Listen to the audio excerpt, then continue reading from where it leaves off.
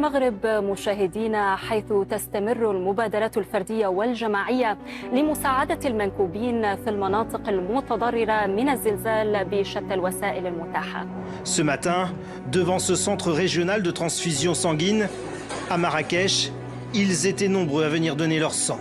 سلاسل من المساعدات انتشرت في معظم المدن المغربية واتجهت إلى المناطق المتأثرة بهذا الزلزال. De gente que viene, en este caso, de Casablanca, en un camión. Desde aquí lo descargan y lo distribuyen en pequeños coches con los que suben al Atlas para entregárselos a la gente más necesitada por el seísmo. هبة شعبية واستجابة فورية. أعداد كبيرة من المواطنين توجهوا إلى أحد مراكز التسوق التجارية. هذا الشارع ما زالت تتدفق فيه السيارات القادمة من كل مكان، سواء كان متطوعين من تلقاء نفسهم. Inspirez-vous de ce qui se passe au Maroc comme unité, comme cohésion, comme solidarité organique qui est dans l'ADN de la culture marocaine.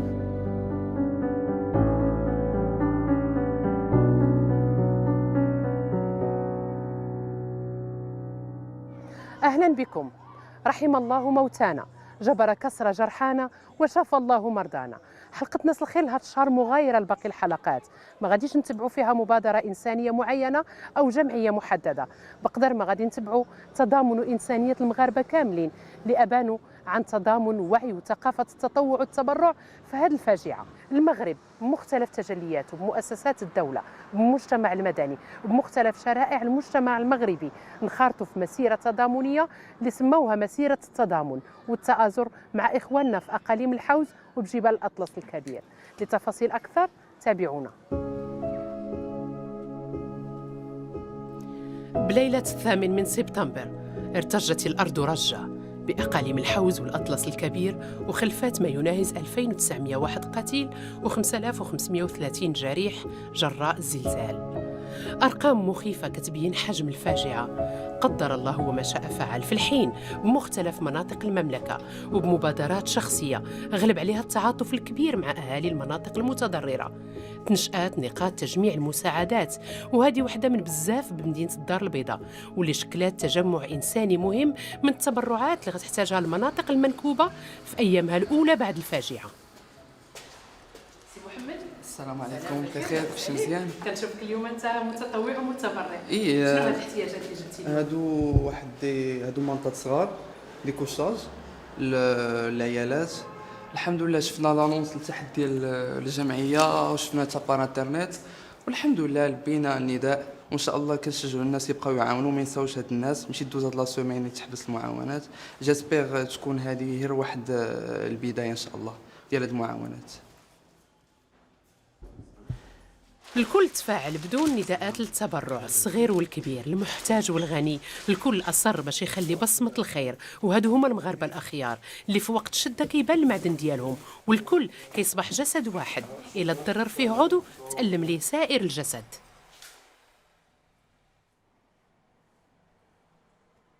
عندنا خطة استعجالية. الحدود الساعة اللي كنتكلم معك فيها كاين أكثر من 10 ديال الشاحنات اللي ديجا توجهوا للمناطق اللي تضررات إثر الزلزال، سواء تارودان، شيشاوة، أمزميز وورزازات، وتوجهوا للدواوير. كاين هناك يعني شباب اللي كاينين في عين المكان اللي هما كيعطيونا معلومات حول الحاجيات، حول المناطق اللي وصلتها المساعدات واللي ما وصلتهاش المساعدات، واللي وصلتها المساعدات شنو اللي باقي خاصهم. البارح جات مرأة يعني نقاشة قالت لك أنا ما عنديش الفلوس، ما عندي والو، ما عندي النقش ديال الحنة ديالي، بغيت نمشي نعاون هذوك نفرحهم، نرسم ابتسامة في وجههم.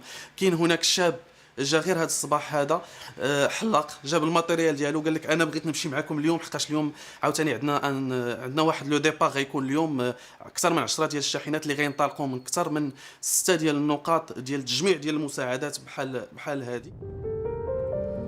انطلقنا بدورنا لمدينة شيشاوة لتقفي آثار الخير والعطاء لا مشروط. شهدنا ملحمة إنسانية كبيرة جمعت فيها كل المؤسسات لهدف واحد: إنقاذ المنكوبين وتخفيف آثار الفاجعة عليهم. أيوب الخيم بوحدهم، هود الخيم بوحدهم هنا، هذا الخيم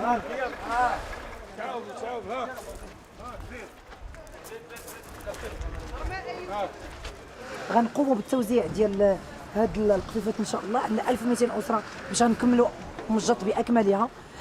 من بعد غنزوروا الدوار اللي حطينا فيه لي ميزون بري فابريكي، ومن بعد لي ميزون جدادين غنطلعوا للجبل. الا شفتي رموكا خرجات ورموكا دخلت، نقوم بالافراغ وعاد الشحن لغد ليه. شحال من قافله جات من طنجه لحد الان اذا لم زعما ما نقولش حاجه خايبه او شي حاجه ما مضبوطاش، 32 قافله فيها لي ميزون بري فابريكي ايضا. يعني الحمد لله والشكر لله، هذا فضل الله. يعني الناس الدواوين غديروا لهم سكن مؤقت على ما يتم. صح. الوغ لحد الان كوفرينا هاد الساعه اللي كتهضري معايا فيها كوفرينا 85% من مجموع الدواوير اللي كاينه في مجات قليل بشي شهر، وغدا غنكملوا 100% باذن الله. انا شكون قال لي شي نهار غادي نخدم مع القوات المسلحه الملكيه او لا غنكونوا هكا يد وحده، ولكن الحمد لله هذه الثقه المتبادله. يعني كلشي واقف، حتى واحد ما جالس راه كيوقف لك الدار ديالك، ولكن في سبيل الله، في سبيل التطوع، في سبيل باش نكونوا مثال للناس الخير.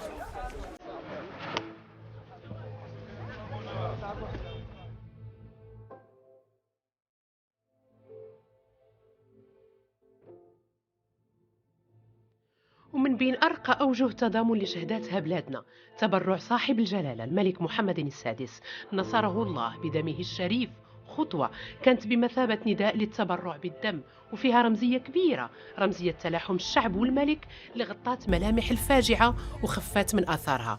وصبح في لحظة الكل كيعنيه الأمر وكيبادر للتبرع، سواء مواطنين، صحافة، أطباء، رجال الشرطة، الكل صبح إنسان. احنا كرجال الأمن راه كنبقاو إنسان وكنحسوا بخوتنا سواء اللي ماتوا سواء اللي متضررين، وكنعتبروا هذا التطوع ديالنا بهذه القطرات ديال الدم راه ممكن تنقذ حياة ديال شي انسان اللي تعرض لهذا الخطر ديال هذا الزلزال هذا. العناصر الامنيه ترفع سلاح التضامن والتضحيه من اجل التضامن مع المنكوبين ضحايا الزلزال المدمر الذي عرفته بلادنا في اقليم الحوز وما جاورها. وهذا الشيء ماشي غريب علينا كما قلت لك، فالحمد لله دائما العناصر الامنيه تكون في الجبهه الاماميه وكتضحي يعني بالغالي والراقص من اجل هذا الشعب الغالي علينا، فهذا واجب. مراكز تحقن الدم بالمملكة عرفت اكتفاء بل فائض في هذه المادة الحيوية، فعل غزارة التبرع. ومركز تحقن الدم بالدار البيضاء ما هو إلا نموذج.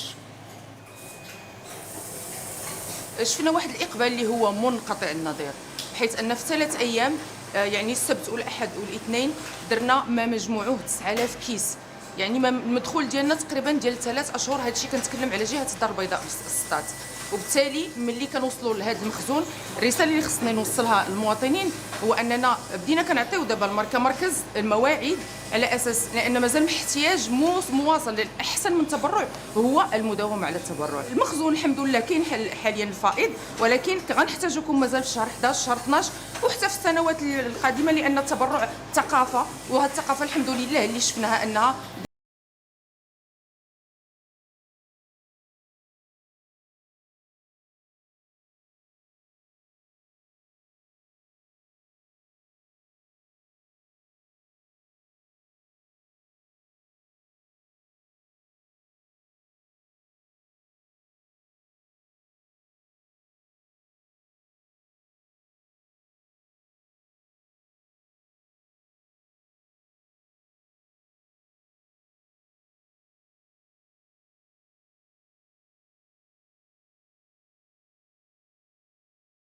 يلا سير اي عر برافو عليك.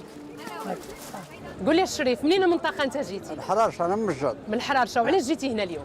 جيت لهنا، جيت من الخدمة، كنت خدام. بغيتي لا كاينه شي استفادة لا زاد؟ كاين شي حاجة للوليدات، تنقريو 3 الوليدات والحالة عيانة، دابا كنخدم غير في الموقف. دابا جيتي هنايا الجمعية عند نوال كتسنى شي استفادة أخرى ياك؟ صافي الله. وانتم راكم استفدتوا؟ مشى دازت كم يوم الدورية. غير بغيتي تزيد؟ بغيت نزيد. زيادة الخير؟ خير. السلام عليكم الحاج. عليكم السلام ورحمة الله. شمن دوار؟ دوار بن دكوالي. فين جا؟ هنا في اقليم شيشاوة؟ هنا قليب شيشاوة. وصلاتكم المساعدات ياك؟ واحد القفيفة جاتنا هي. بصحتكم وراحتكم. الله يعطيكم الخير. دابا جيتي على وديت العكاز. ياك واو. الله يجازيكم بخير، الله يجازيكم بخير، الله يجازيكم بخير، الله يجازيكم بخير، الله يعطيكم الخير لا انتم ولا. شريف ما عندكش رجل ياك؟ لا ما عنديش رجل، ها انتم ها هي باين. كيفاش من دوار؟ دوار بن دكالي. وصلتكم المواد الغذائيه؟ لا وصلتنا غير واحد القفيفه. قفه وصلت لكم قفه؟ اييه. واخا الله يجازيهم بخير. هكا كاروسه؟ بسم الله. اراني. ما عرفنا ماش بلينا.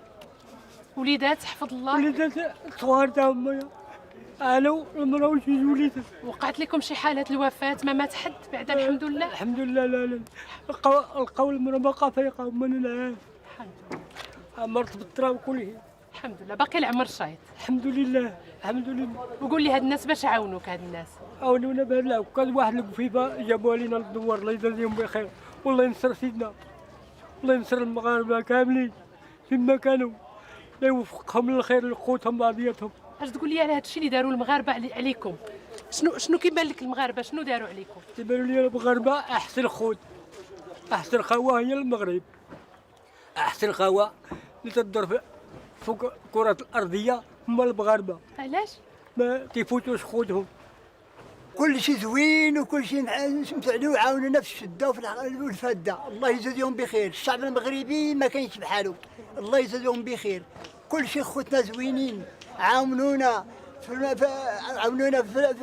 العيش الكريم، وعاونونا في الغطاء، عاونونا في الدواء، عاونونا في كل شيء، الله يجازيهم بخير. خوتنا المسلمين، خوتنا المغاربه، الله يرفع رايات المسلمين، الله يرفع رايات المغرب، الله ينصر لنا سيدنا. تشقق المنازل بمنطقة مجاط خلت الناس يخافوا أنها تريب عليهم، وبالتالي صبح المبيت خارج البيوت ضرورة حتمية، والمساعدات كتمشي في نفس السياق كأغطية وأفرشة ومخدات اللي غتهون من صعوبة الوضع ولو بقليل. باقي الان مرادي من خلعة السلسال. كي دايره ياك حفظ الله الوليدات الدويره؟ انا حفظت الدويره لا كله خربان ودارنا اختي اللي وري اللي المحال وري اللي والو نلا غنشري وداروا اللي ما سنشرو وري اللي ما سنبنو. رزاف الله رجال المساكين رجال الفقراء لا اله الا الله، والحمد لله على حكم الله سيدي. ونوفي ما نسيان دخل انت اختكم مرة خلا كل الخير. وقول لي الشريف، شفتي المغاربه كاملين شنو داروا على قبلكم؟ اي اللهم كي جاك هذا الخير وهذا التعاون وهذا الشيء؟ الحمد لله الحمد لله، شكرنا الله وحمدنا الله. شنو تبغي تقول لهم هاد الناس اللي تعاونوا معاكم؟ شنو تشكرهم تاع معاهم؟ تعاونوا ربي يسلمهم. نوال درتو بحساب كاع الشرائح باش تستافد. طبعا كاع الشرائح اللي عندها لي بيبي اللي عندها كاع شرائح اجتماعيه. توصلنا بكميات هائله من ليكوش، كميات هائله من الماء، كميات هائله من الحليب، كميات هائله من المواد الغذائيه. كان نكفيو ونوفيو الحمد لله والشكر لله. وهذا من حب المغاربه للمغرب. كون ما كانوش المغاربه تيحمقوا على الوطن ديالهم ما يديروش هذا الشيء. ما شاء الله. والدليل هو التكافل اللي كتشوفي بين السلطات المحليه وبين الجيش المغربي وبين القوات المساعده وبين لا جندرمري، اللي كلشي متكافل. نشوف تبارك الله خير ربي من الناس، كلشي غيمشي فرحان بهم. والخيام فين وصلت نوال؟ الخيام عندها اون بينوري ديالهم، كنحاول نديرو في جهدنا الغالب الله. كاين خيام غتجينا من برا، كاين خيام هنايا اللي في دي ماغازان كتباع لي ماشي ما كتناسبش لو بوزوان ديال الجبال، لان المهم كلشي كيدير لي فوق ديالو باش يوصل كلشي.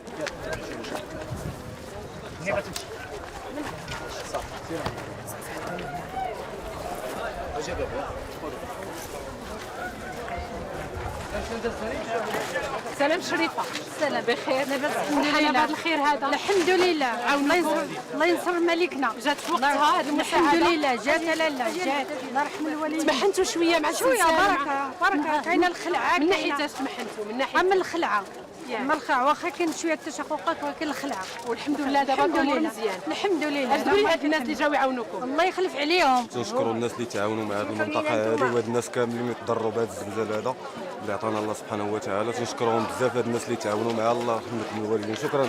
شريفه تخلعتوا شويه نهار الزلزال تمحنتوا؟ شويه تحكى بنيتي حفظ الله ما كاينش الموتى بعدا؟ لا ديروا بعدا بخير الحمد لله.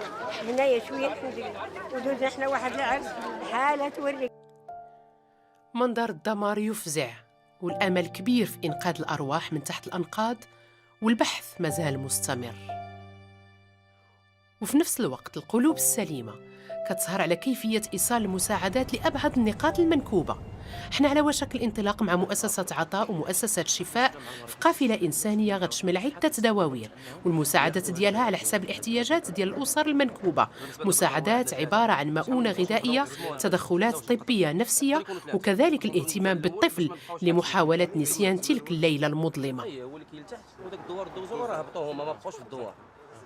يعني واش نقدر الاطباء ديالكم باش نقدروا نقسموهم مع 10 حنا كنا قلنا لهم 5 اذا كانوا 3 غيمشيو 4 3 وصافي مزيان باش ما نتعطلوش. اون امبولونس تبقى غتمشي للبلايص اللي فيهم لي كاكرو وصافي حداهم. المهم الامبولونس قريبه تما الا كانت شي حاجه هيك راه الدواء راه مقابره بين مزيان صافي. حنا دابا الدور ديالنا المسؤوليه ديالنا في هذا عملية أطلس اللي مشابوطيها عطاء فونديشن هو أنهم يوصلوا للمستحقين ديالهم اللي بصح خصهم هذا الشيء. فملي كيكون هذا الشيء كيكون كذلك خصاص في الأطباء، خصاص في الرعاية الصحية، عندنا أخصائيين نفسيين، أطباء نفسيين، مرافقين اللي كيشخصوا كذلك هذه الحالات النفسية، وكي هذوك الحالات اللي خصهم دعم على المدى الطويل كي ديك الساعة نرسلوهم للأطباء النفسيين والأخصائيين النفسيين اللي خصهم هذا الدواء. شنو البروغرام ديال اليوم؟ البروغرام ديال اليوم عندنا 4 دواوير ولا 3 تقريبا، المهم على حساب الطريق اللي البلاصه اللي غندوزو عليها. عندنا فضاءات تربويه اللي غنزيدوا فيهم دابا، يعني كل دوار نحطوا فيه فضاء تربوي، وفي نفس الوقت كنبقاو حنا في الدوار كنشوفوا الاحتياجات ديالهم من غير الماكله ومن غير الفراش وداك الشيء كنلحقاش الحمد لله، يعني كاع الدواوير وصلهم كل شيء. انطلقنا لدواوير دوزرو، وفي طريقنا كل الأجهزة كتعمل على قدم وساق باش تأمل ضحايا الزلزال الخيام. المنظر غريب، لكن الحمد والرضا بالقدر بادي على وجوه الناس. احنا الآن في دوار دوزرو، الدوار اللي هنا بشكل مؤقت، حيث الدوار الحقيقي تردم بفعل الزلزال واللي شهد أكثر من 79 قتيل. غادي نتعرفوا على أسرة اللي في خيمة من الخيام المؤقتة. عاجيو معنا. لا فاطمة، السلام عليكم. السلام. كي دايره العيشه؟ كيف بقيتوا؟ شويه بنيتي شويه لاباس. لا فاطمه شويه الخاطر. كيف بقيتوا؟ الحاج الله يجيب الشفاء. كي دايره اموركم؟ حنا الدوار ديالنا راه رحلنا منه، ما كاينش باقي فين نسكنوا فيه، حيت كله رابط ديور، حتى واحد ما بقات عنده شي دار واقفه باش فين يسكن.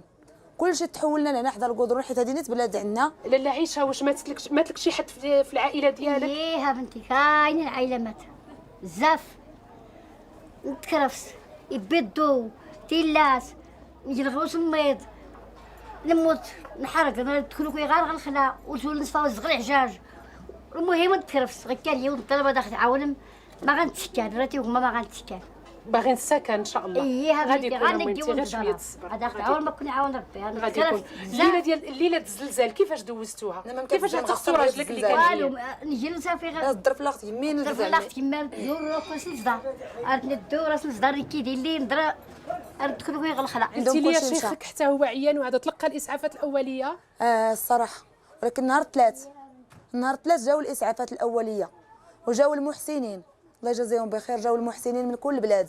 شنو تخبريني على هاد المساعده ديال المغاربه، هاد التلاحم، هاد التضامن اللي عمرنا ما شهدنا في حاله؟ كيفاش جاك؟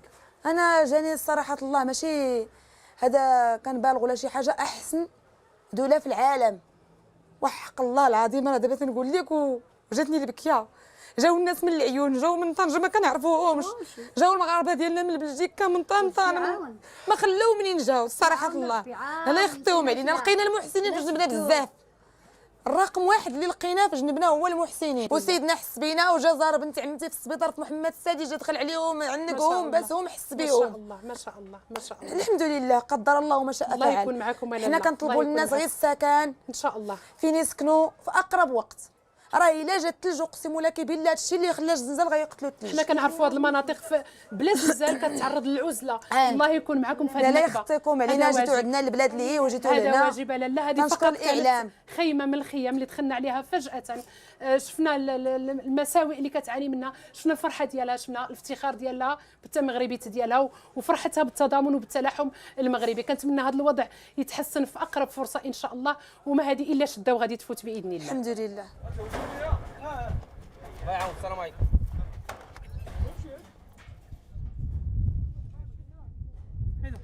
عطاء فكرات في المرافق الصحية باش تحفظ كرامة المنكوبين، واللحظة هم في وضع تركيبها باش تكون جاهزة في أقرب وقت.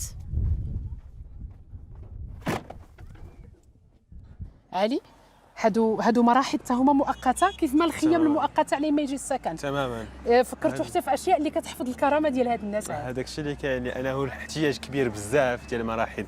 الليل كيكون البرد، كاينين هنا نساء، كاينين اطفال، كاينين ناس كبار، يعني تفاصيل بحال هادو مهمه انها تحفظ لهم الكرامه ديالهم. ففكرنا على انهم هادو برودكسيون لوكال، يعني باش نزربوا في الوقت في لورجونس ديال المرحله صاوبناهم حنايا وجبناهم هنايا. نعم. ومثلا هو كيفاش مصاوبين غادي تشوف على انه ليكيب خدامه على انها تحفر هنا. نعم. واحد الحفره كي كنشوفوا معاك غادي تكون فيها 1 متر. يعني غادي تقدر على انها تمكن الاستدامه، وغادي كيكونوا محطوطين هنايا هاد المراحيض، زائد بيان سور غادي يكونوا سيتيرنات ديال الماء اللي مصاوبين، وهنا غادي يكونوا لي باليت مقادين، يعني مرحاض اللي غنحاولوا ما امكن على انه يكون متكامل. ريت ما يتمكن الامور تاخذ المجرى الصحيح.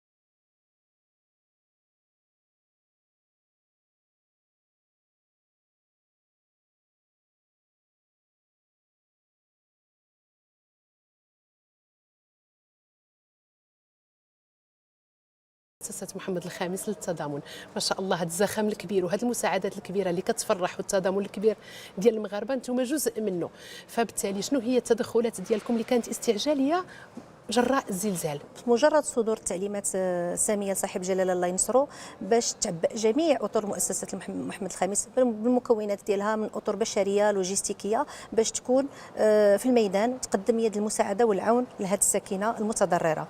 الاطر والفرق كلها كانت في عين المكان منذ الساعات الاولى لوقوع الكارثه باش تدخل، ولكن التدخل كان يجب ان يكون بصوره منظمه ومنتظمه. نعم. ويستجيب الواحد جوج ديال الامور، استعجاليه من جهه والفاعليه، والامر الثالث الاساسي انه ما تعرقلش عمليه الانقاذ، لان هي اللي كانت في الساعات الاولى والايام الاولى من الكارثه هي الاساسيه والامور المستعجله. انقاذ الارواح هو اللي كان الهدف الاساسي. وهنا باش تنظم هذه العمليه ديال المساعده المؤسسه في البدايه فكرت انها دير مستودعين، الاول على مستوى مدينه مراكش والثاني على مستوى مدينه تارودانت باش يتم فيه تجميع واعداد الحصص ديال المؤونات الغذائيه الاستعجاليه اللي كانت في ديك الساعه وايصالها بطريقه كما قلت منتظمه للساكنه.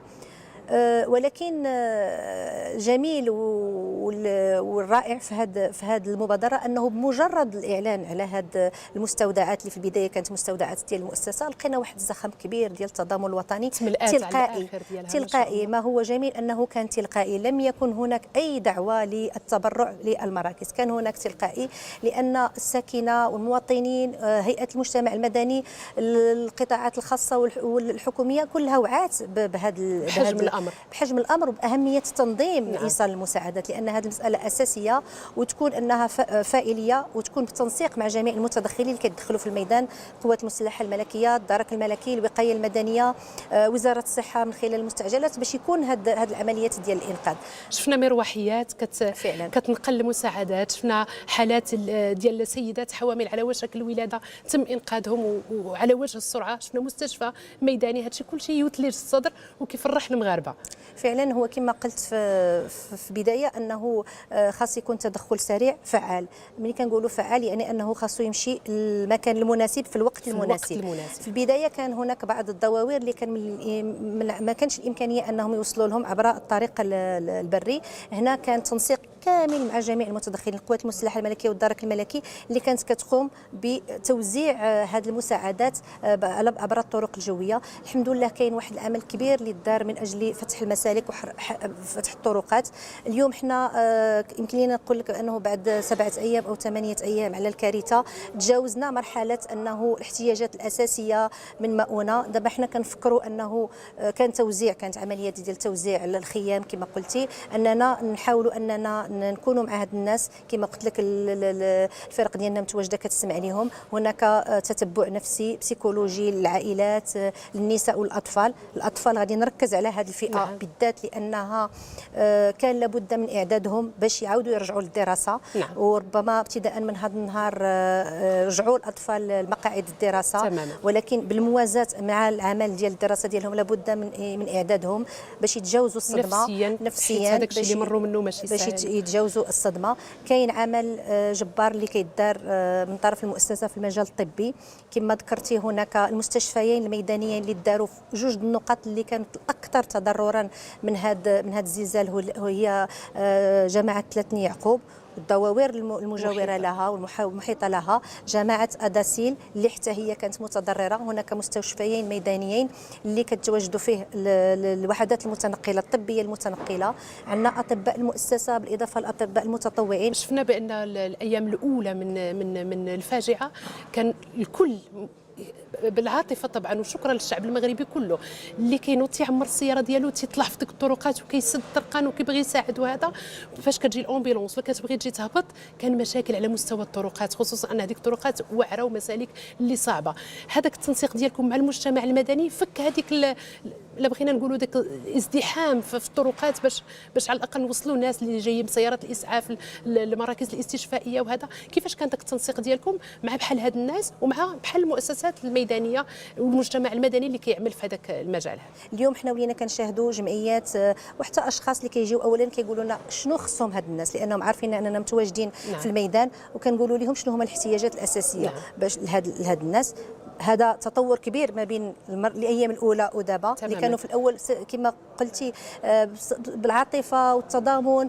كنا باغيين نمشيو، كنا باغيين نمشيو بيدينا ونديو داكشي اللي في ديورنا. الاطفال الصغار كيديو داكشي كيحيدوا الادوات ديالهم ويمشيو. هذا مساله طبيعيه وبالعكس كتفرح. ولكن كان من بعد ان كل شيء كيفكر كيقول لا خصني انا تمشي هذه المساله ديالي ولا ديال اولادي ولا ديال الجمعيه ديالي في الوقت المناسب وبواحد الطريقه مزيانه وبتنظيم جيد. حنا اليوم هنايا في هذه المراكز وفي هذه المستودعات كنستقبلوا الجمعيات، كنستقبلوا المواطنين، كنخدموا معهم الاحتياجات ديال السكان باش هما الا كان تلقائيا بغاو يجيبوا شي حاجه اللي هي كتحتاجها هذه السكينه.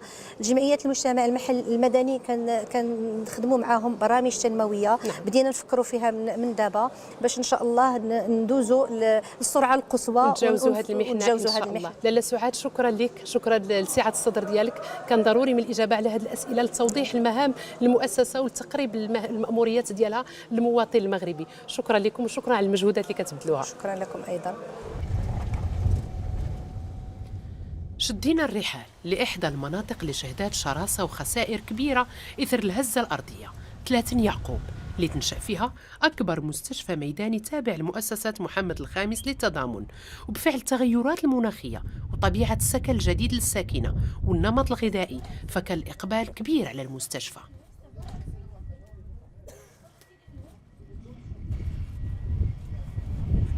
ضروني حلاقم وجيت باش نستفدت انا بحال بالمباتة في الخيام وهذا مع البرد مع الخيام سخان بنادم كيخرج كيضربوا داك البرد شحال من واحد مريض وداك الشيء والله يشافي الجميع. اليوم كنشوفك جيتي لعند الطبيب هنا في المؤسسه. يعني ان شاء الله. ياك ما كاين باس؟ لا ما كاين باس. شنو ضرك؟ الحلاوي. عندك الحريق؟ يا الحريق يبول. وجيتي اليوم باش تاخذ الدواء وتشوف الطبيب ان شاء الله. الله يجزيك بخير. شكون اللي فيه النوبه؟ اللي فيه النوبه زيد. هاد السيد سميتو حسن ناجي من الزلزال كيعاني من التهاب على مستوى الرئه. اليوم جا باش يستافد من حصه التطبيب واخذ الدواء. شي بلاصه؟ لا سير كمل سير. انت زيد قدام شويه وحط يديك هنا. انت حط يديك هنايا زيد شويه لقدام. انت حاول تكحب شي كحبه مزيانه. احسن يلا سير طلع وهبط. سير سير سير صافي. هيب شويه هيب شويه. دكتور الاكسجين عندك؟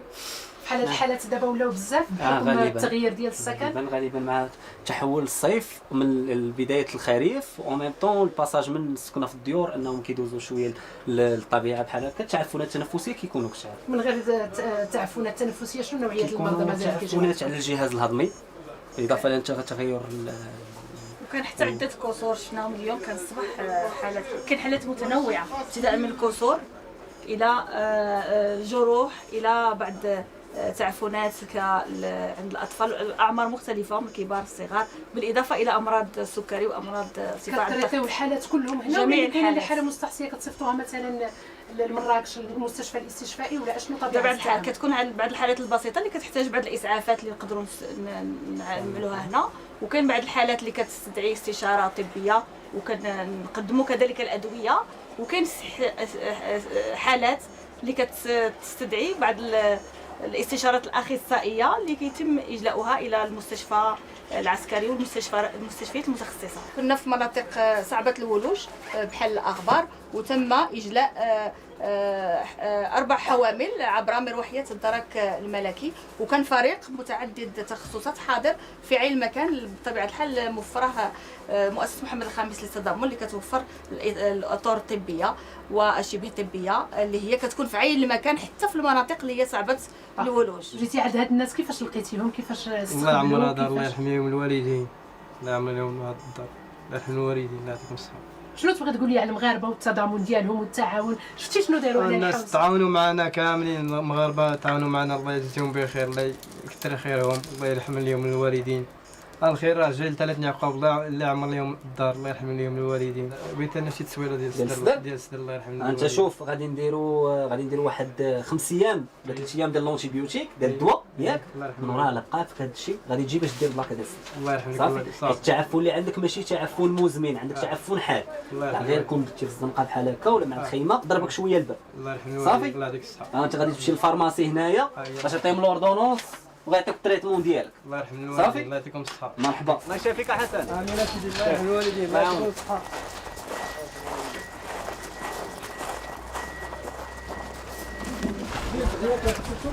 هذه اخويا غادي تشربها تمرات في الصباح والصباح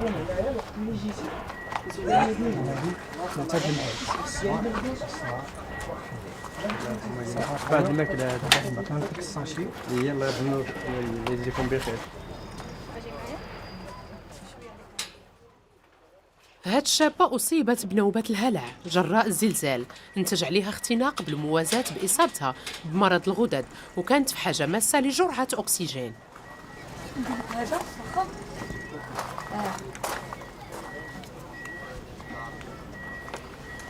امتى مشي في هاد الخنقه؟ هاد المدة شحال ديال الوقت؟ ديما كتجي. امتى تزادت بزاف؟ امتى تزادت الخنقه؟ هاد الايامات كتجي الزنزلة. شحال من واحد فيه الكواطر عندكم في العائله؟ لا غير انا. انتيا؟ ما تقدريش تطلعي النفس، عندك صعوبة. حمزة بحال هاد الحالات كتصادفوهم بزاف بحكم الخلعة الزلزال ولا فوبي اللي دازت. نورمالمون كيجيو بزاف الحالات اللي عندهم لي كواطر، باسكو هاد المنطقه هذه كتعاني من نقص في اليود. وبالنسبه لمؤسسه محمد الخامس للتضامن فعلات واحد البروغرام كنديروا سوبليمونطاسيون اون نيود بلوس كو هذا سي تريتمون بريفونتيف بور ايفيتي لاباريسيون دي كواطر، و ميم طون كنعطيو التريتمون لي جون اللي حيدوا ديجا لي كواطر، كنحاولوا نعطيوهم التريتمون ديالهم. يعني التدخلات ديالكم مواكبه لطبيعه مرض المنطقه. نعم بالاضافه للتشخيص وبالاضافه للمتابعه. دابا مزيان غنحيد لها الساتيرومتر شويه خديجه شويه. دابا نشوفوا التحاليل، نمشيو لوحده ديال التحاليل ناخذوا شويه الدم. خديجه قبل ما تمشي للتحاليل كي بقيتي شويه الحمد لله. دابا حسن دابا. شنو كيضرك خديجه؟ كيضرني بزاف. فين؟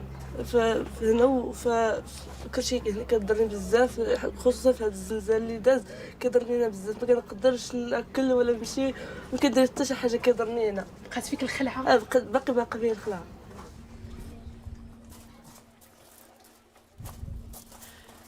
خديجة كيلزمها فحوصات وتحاليل، ولحسن الحظ هذه الخدمة الصحية متوفرة في المستشفى الميداني بمؤسسة محمد الخامس للتضامن وغتستافد منها.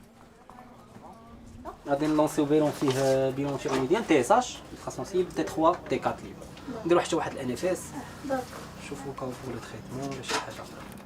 حمزة ما كتبانش لك لا خاصها تتبع نفسي على حسب حاله البانيك اللي راه فيها. ضروري خاص التتبع النفسي بالنسبه للفئه العمريه ديال هاد بحال هاد البنات، هما كيكونوا الفئه العمريه الاكثر حساسه للتروماتيزم بسيشيك. كيتواجد بسيكولوج في المؤسسه؟ كاين عندنا خليه تتبع، غادي نمشيو نسالي نديرو البريليفمون اون اتوندو يخرجوا لي ريزولطا غنديو يشوف ان بون بسيكياتر ان شاء الله.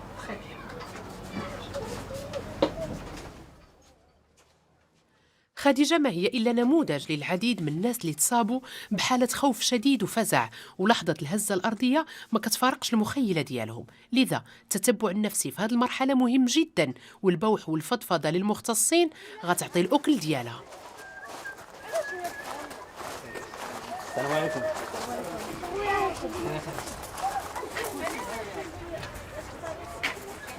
بالنسبه لك انت واش تقدري تقولي لنا واش كاينه شي حاجه ايجابيه في هذا الزلزال؟ واش كاينه شي حاجه بانت لك ايجابيه؟ بانت لي ايجابيه. بحال بدا الزلزال جا بزاف المساعدة الطبية والمساعدة الخيرية، جاو بزاف من الحاجات الخيرية. دونك حنا دابا ملي كنكونوا كنهضروا مع شي واحد اللي مسكين مخلوع ولا شي حاجه كنحاولوا اننا نهضروا معاه على اساس ان هذه كارثه طبيعيه وعاديه كتوقع، وكيكونوا فيها ضحايا الله يرحمهم نسالوهم عند الله شهداء، ولكن اللي بقاو خصهم يكون عندهم واحد الثقه في النفس وايمان بالقدر، لانه هادشي ديال الله. داك الباسيون اللي كيجي عندنا غير باش يحاول يكون في حاله ديال الاطمئنان، وكاينين بعض الحالات اللي كتستدعي ان ما غاديش تبان دابا تروما، يعني الصدمه ما غادي تبان الا من واحد 15 يوم ولا شهر كاع. هادوك كنحاولوا اننا نوريونتيوهم عند البيدوبسيكياتر ولا البسيكياتر.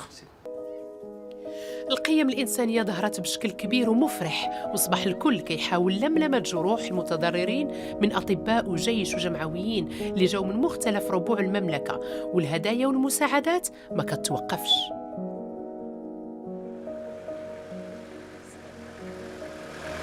زيد اشتري زيد.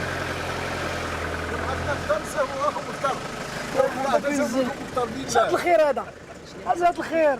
هذا الشيء دابا هذا غيتذبح ويتفرق على الساكنه اللي بقات لنا سعداتهم صحتهم. المهم حنا جايبين لكم هديه، صحتكم الهديه ديالنا حنا ديال الناس، ديال الناس ديال المواطنين. الله يجازيكم بالخير، الله يرحمكم ويجزيكم. المناكب وراه كاين جنا زرع حتى هو، الله يرضي راه الزرع حتى هو، راه شوفوا الله يثبت الاجر. هاد المساعدات اسيدي للناس المناطق المنكوبه، يعني المنكوبه. شنو بغيتوا تقولوا بهذا الميساج الزوين اللي درتوه نتوما؟ بغينا هاد الناس مساكن انتوما معاهم، المغرب كله قاطبه من شمال والجنوب. مساكن بزاف بقاو فينا بزاف، كي وليداتهم كي وليداتنا، كي عائلتهم كي عائلاتنا، حنا بحال حنا شعب واحد المغربي دائما مسلمين وحدين، حنا بغينا نتعاونوا اكثر من هذا الشيء.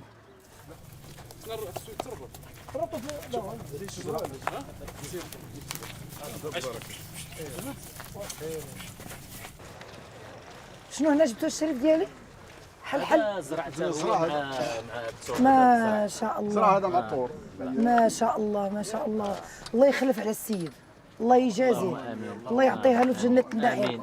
دونك نحطوهم تماك واخا في الشمس ماشي مشكل. نوال كي جاك هذا الخير هذا ما شاء الله، حنا واقفين معاك على غفله كيجي هذا. انا السيده البارح جيتي اون لايف كتقول لي كنا عطيتو الناس اللحم والدجاج، وانا قلت لها ما عنديش كيفاش زعما الماكله وباش الماكله باش ياكلوا، وسبحان الله كانه ربي تيسمعنا ما شاء الله، وكأونيتي سبحان الله. انا صافي عقلي وقف. ربي كبير ربي كبير، راه ما يمكنش. كنتو كتنتظروا في حال هذه المساعدات هذا الكم الهائل؟ لا ما كاينش، راه ربي عرفتي تيفيض علينا الخير. دابا جا عندي السيد الصباح انا ما عرفتوش، قال لي راه حنا عندنا واحد الخير جبناه هذا الصباح، الله يعطيكم الخير. الله يبارك هادشي نقول لكم. هاد الناس منين نوال؟ اللي فهمت من الدار البيضاء.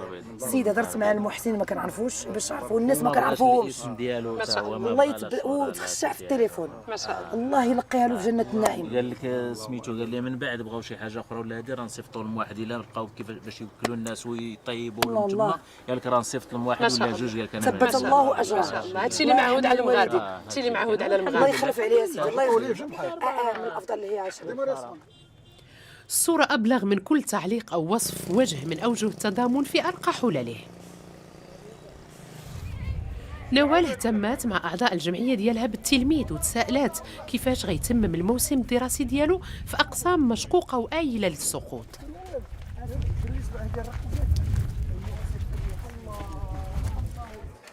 الله الله الله تبارك الله ما شاء الله.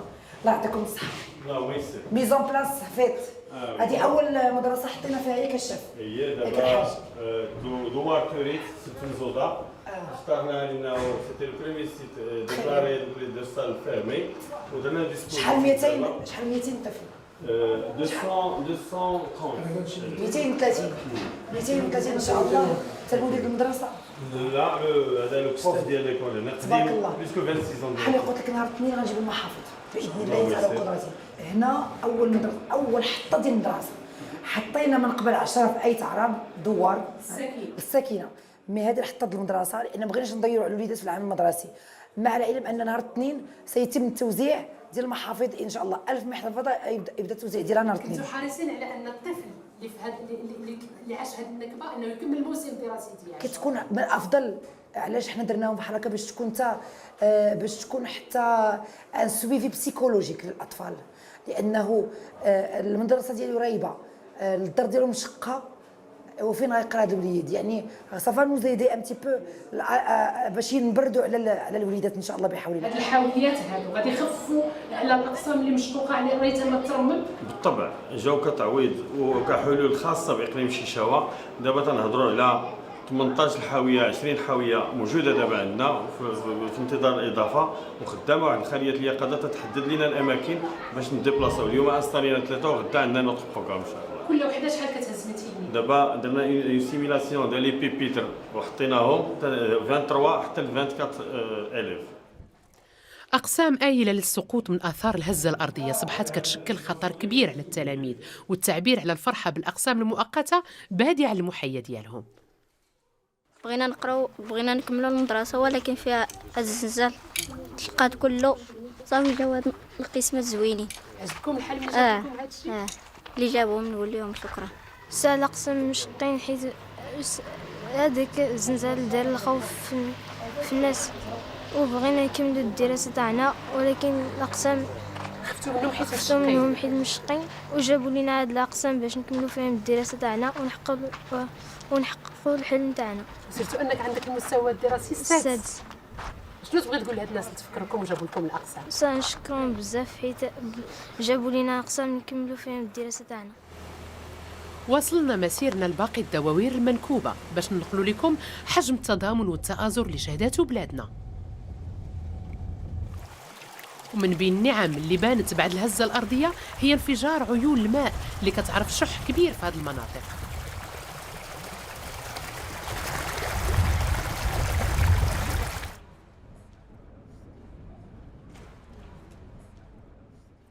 رجعنا مع محبي الخير ونقلنا عطائهم في الميدان وقربهم من المتضررين والوقوف على احتياجاتهم الصحية.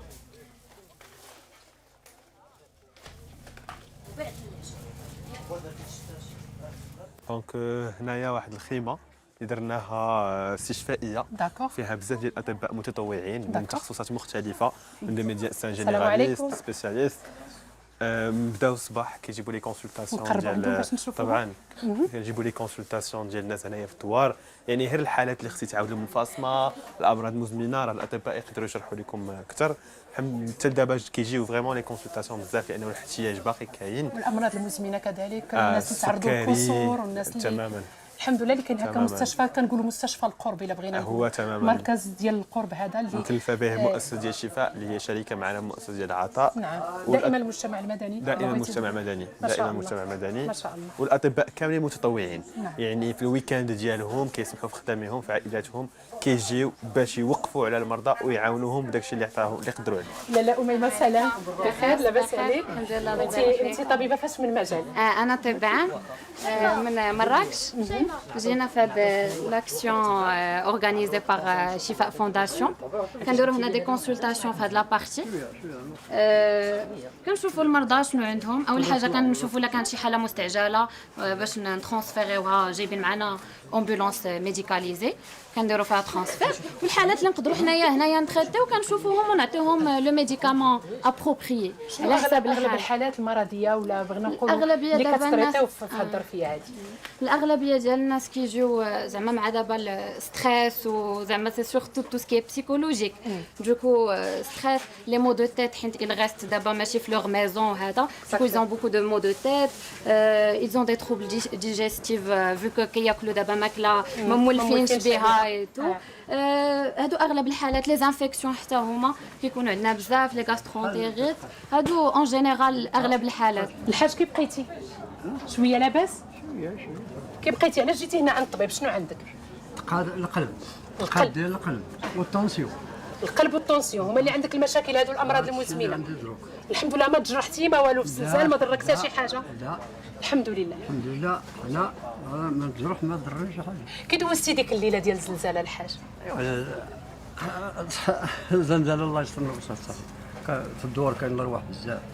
ماتوا الناس بزاف. ماتوا الناس بزاف في الدوار كاع الدوار ما بقى حتى واحد في الدار. شحال عدد القتلى عندكم في الدوار تقريبا شي 80 ولا قدرنا تقادم مازال ما عندنا ارقام صحيحه. وكي جاك هذا التضامن ديال المغاربه وهاد الناس اللي كيفرحوا بكم وتعاونوا معكم المغرب وخارج المغرب الحمد لله. شنو تبغي تقول لهم؟ الحمد لله الله يعاونوا اللي يعاونوا الله يعاونوا والملك والله ينصر الملك ولاد الناس المحسنين الله يعاونوا الله يجزاهم بخير.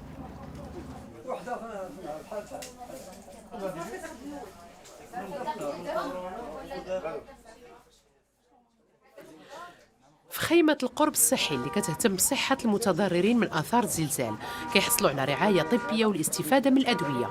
وهنا كيظهر جلي دور المجتمع المدني اللي كان جزء كبير من ملحمة الخير والتضامن اللي عرفتها بلادنا.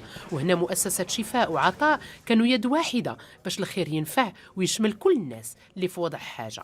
حاولوا يغطيوا الجوانب الصحية وحتى النفسية للمتضررين ودائما بعين المكان.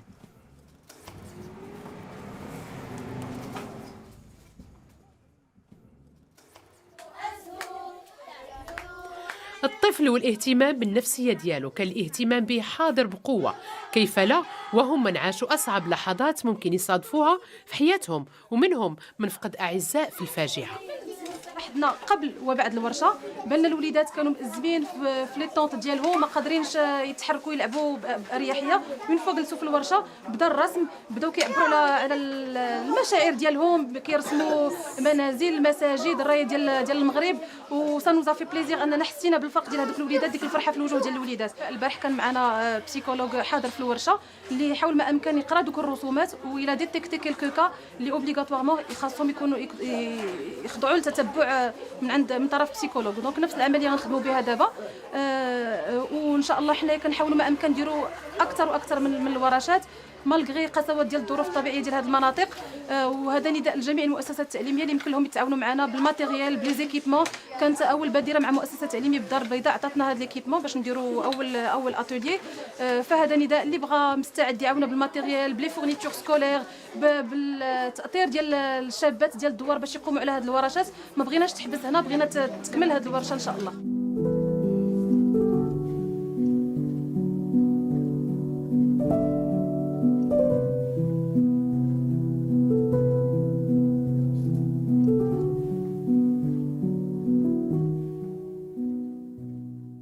فرحان اليوم؟ شنو عجبك في هذا الشيء اللي داروا لكم؟ الرسم. وشنو اخر؟ الفرحه. غنيتي شفتك كتغني قبيله؟ شنو غنيتي؟ غنيت الاغنيه. عجبك الحال فرحان؟ الحمد لله. وقول لي باقي عاقل على ذاك النهار ديال الزلزال ولا صافي مشى؟ شاف حالاته؟ شنو كاين دابا؟ دابا الفرح. رسمنا ودرنا بزاف ديال الحوايج. غنيتي شفتك فرحانه؟ بصحة لاغوك الكسيوه الجديده. شكرا. عجبتك الكسيوه؟ بصحة. قولي لي شنو رسمتي اليوم؟ رسمت واحد البنت كانت تلعب واحد البنت حتى هي دارت شعرها بحال هاد المشطه اللي درت لهاد البنت. وانت ترسميها؟ قولي لي باقي عاقل على نهار الزلزال ولا صافي مشى؟ صافي مشى. خصنا نساوه. نسى عليا هاد الشيء. واليوم شنو كاين غير الفرح.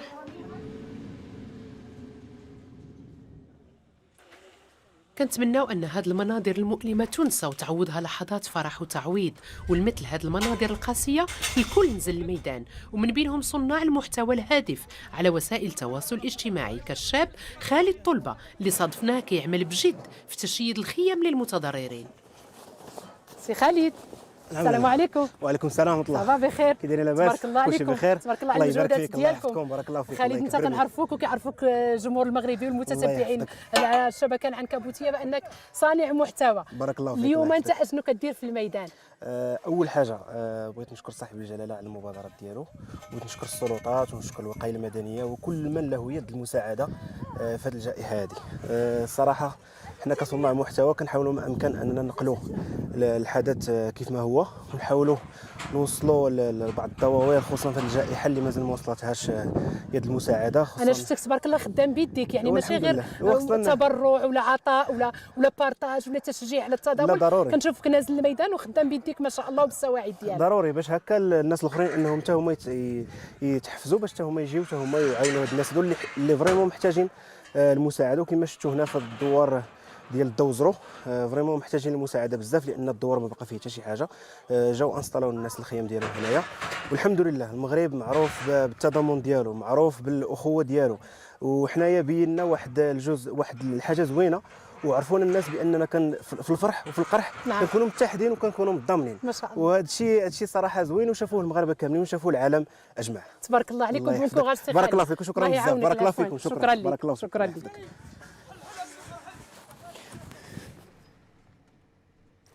كتقول الدراسات بأنه أزيد من 50% من الناجين من الزلازل يقدروا يتصابوا بالاكتئاب المزمن والقلق والاضطراب من بعد الصدمة. لهذا الدعم الاجتماعي والنفسي في هذه الظرفية مهم جدا. شريفة بخير؟ لاباس عليك؟ شوية؟ صحيحة؟ سلام لاله بخير؟ السلام عليكم. سلام سيدي بخير؟ كي بقات الخاطر شوية المورال شوية النفسية الحمد لله من ورا ديك الليلة؟ الحمد لله الحمد لله. لا يخلف عليكم. الحمد لله. الله يخلف على المغاربه كاملين، المغاربه المحسنين. لا ونخلف المغاربه كاملين وقفوا وقفه واحد في هذه النكبه هذه. لا ونخلف باش ربي حسابنا. لا يخلف عليكم. الله يحفظك. قولي لي الشريفه، قلتي لي كانت الوفيات عندكم، كاين اللي توفاو وليداته قدام عيني، عاودي لنا على ديك الليله كيفاش دازت؟ الليله صعيبه بزاف. ما كنسمعكش مزيان حبيبتي. الليله صعيبه بزاف. هذيك الليله دازت صعيبه بزاف. شنو صعيب فيها؟ خرجتوا هربتوا شنو طرا؟ لا ما هربناش، مشينا كنقضوا الناس اللي ماتوا، اللي قدرنا نقضوا كنقضوا، اللي ما قدرناش. ماتوا ناس قدام عينيكم؟ ماتوا وليدات صغار قدام عينينا. هاد الشيخ هو آخر الوافدين من الدوار اللي تردم عن آخره، بالرغم من قساوة اللحظات اللي عاشها كله امتنان وفرح بالناس اللي واسوه في المحنة. سلام الحاج. عليكم السلام. كي وصلتي على خير؟ ايوا وصلنا دروكا بحال لاباس. انت اليوم عاد جيتي من الدوار ديالك. وكاينين المحسنين الله يخلف عليهم، الله يجازيهم بخير. هذا واجب اسيدي. وكاين هذا واجب. الحمد لله ما خصنا الخير. الله يجازيهم بخير، الله يرحم الوالدين. شنو ضاع لك اسيدي في الزلزال؟ شنو مشى لك؟ وعندي خوتي وختاتيتي لا تسول، والعائله شحال من واحد، وحنا المسلمين كاملين. شكون عطاكم الخيمه هذه وشكون وفر لكم هذه الامور بعدا؟ المحسنين الله يجزيهم بخير، الله يرحم الوالدين. كل واحد منين جا. الماكله الشراب كاين الخير الحمد لله. الفراش الله الخير، ما خصنا الخير.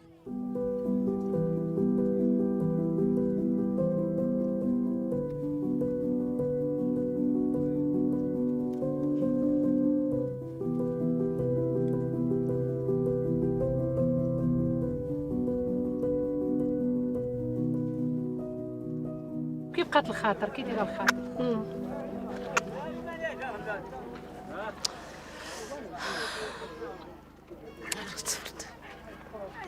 صافي نوريك ماشي مرات صبرت.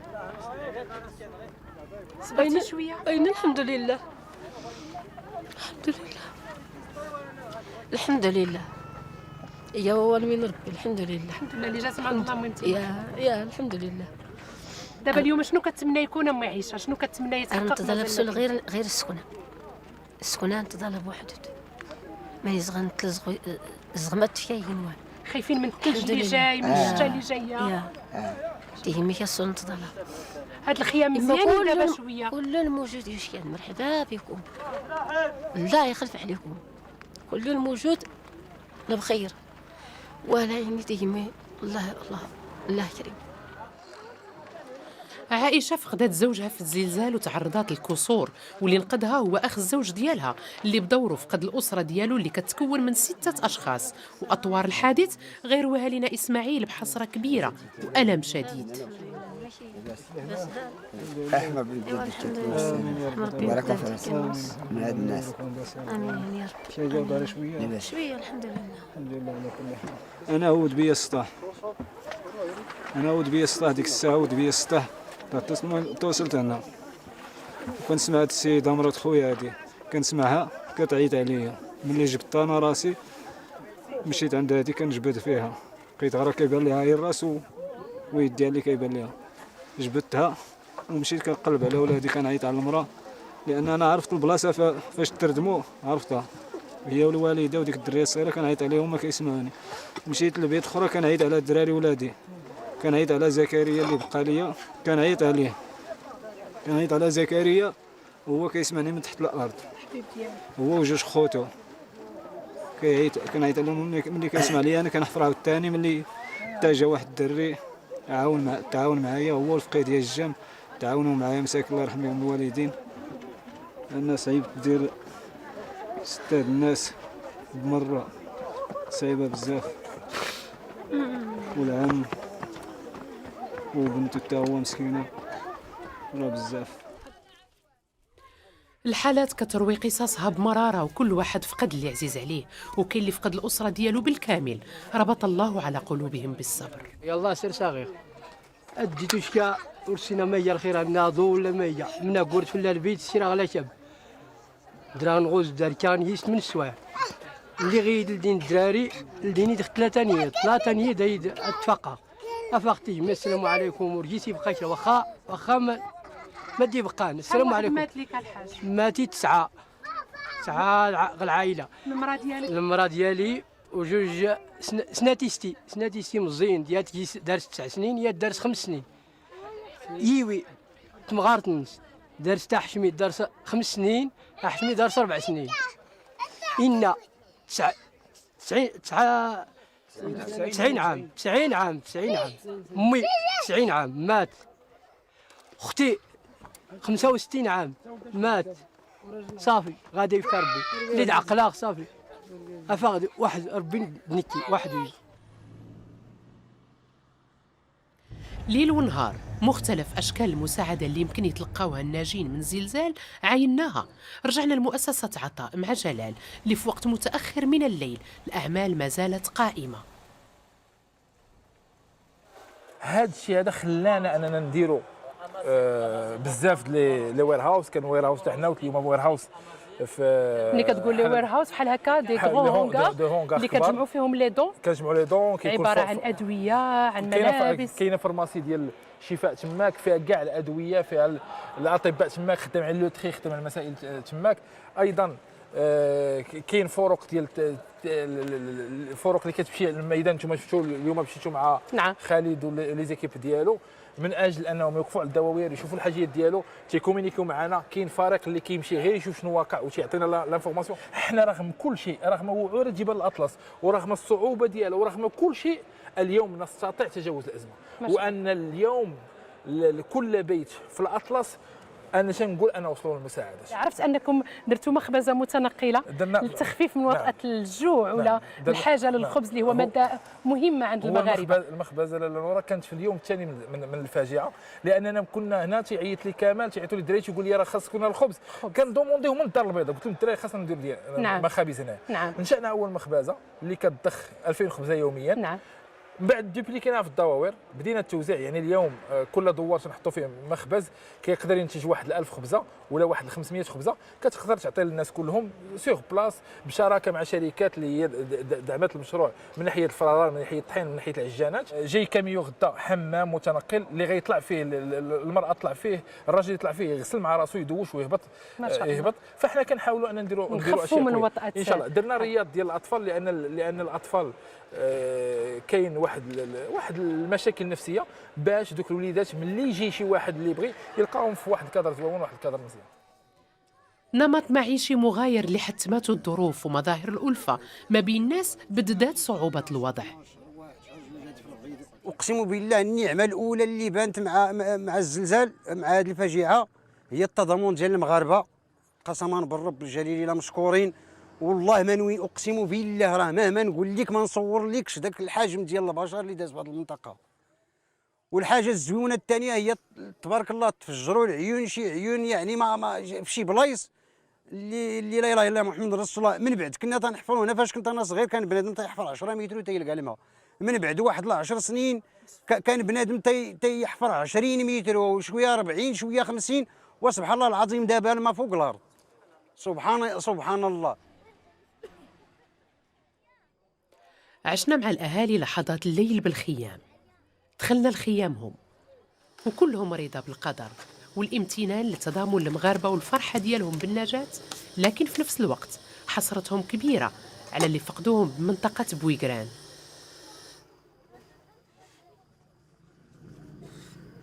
السلام عليكم لالا. وعليكم السلام لالا. بارك الله فيكم، الله يجازيكم بخير. كيف بقيتوا من جيت؟ ايوا حنا الحمد لله، اللهم لك الحمد. كيبغى الله اللي تيعطي، الله اللي تياخذ، اللهم لك الحمد على كل. الدويره ديالك طاحت ليا الدار، حفظ الله الوليدات. الحمد لله ما كناش فيها، ولكن الحمد لله جاب الله ما كناش فيها. ما كلشي الحمد لله، الناس كلشي طاحوا لهم الديور، اللي ماتوا راكي عارفه اللي كاين. راه الزنزال حطم كلشي، ماشي هي انا، راه كاع الناس ماتوا تحت الارض. راه ماشي يتمحنا، راه دمرنا والله الا ماشي زعما، راه دمرنا نيت. مشات لينا نيت عائله على قدها 8 ديال النفوس، مشاو كلهم تحت الارض. تيجيبونا الناس في ما حليتي فمك، الناس من برا من الخارج من اي بلاصه، ما مخصوصين حتى شي حاجه. الخير ديال سيدي ربي مكبوب علينا، الله ينصر سيدنا. التأقلم مع الوضع ضرورة حتمية، والتخوف من التقلبات المناخية أكبر هاجس عند المتضررين، وكيبقى إحساس طبيعي. حنا جالسين بخير واكلين شاربين، ساعة واحدة أخرى راه شنا نقول لك الشتا هي اللي غادي نتكرفصوا وغنتحطموا. هنا الشتا تتكون عندنا صعيبة، البراج تيخلعك من جي والشتا تخلعك من جي. راه لا إله إلا الله. راه دراري انتي شفتي حالتي، انتي جيتي وشفتي شنو كاين.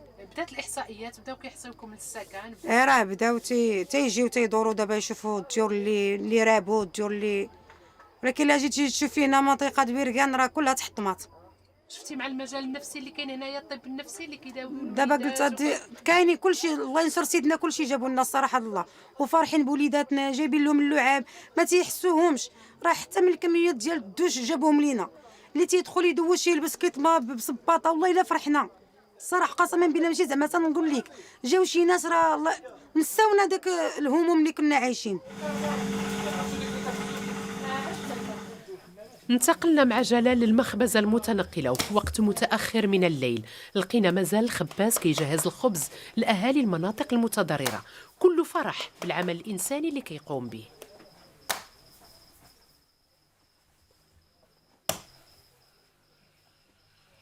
حاولنا نعيطوا للخبازين على راسهم سي عبد الحق، اللي في الاول قلنا له غتخدم معنا النهار، ما شاء الله. فاذا بنا نتفاجأ من بعد انه تيرفض انه ياخذ حتى شي حاجه، تيقول لك انا مغربي، انا تنقوم بالواجب ديالي.